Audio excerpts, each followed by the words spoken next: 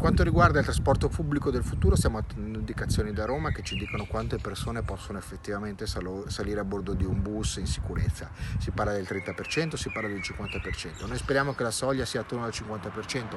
Sotto questa soglia risulta effettivamente difficile organizzare un trasporto pubblico che possa effettivamente portare le persone al lavoro. Il trasporto pubblico è in attesa.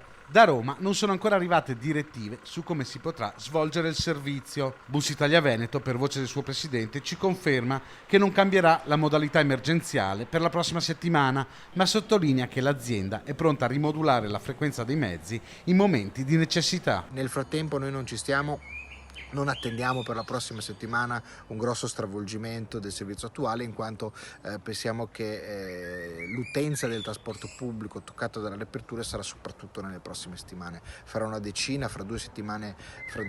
Nel frattempo noi cerchiamo di monitorare tutte le corse e nei momenti di necessità, quando effettivamente c'è un autobus pieno, cerchiamo di intervenire mettendo un autobus doppio o aumentando una corsa. Questo lo possiamo fare più o meno in tempo reale, ma anche nei giorni successivi quando vediamo una situazione di criticità.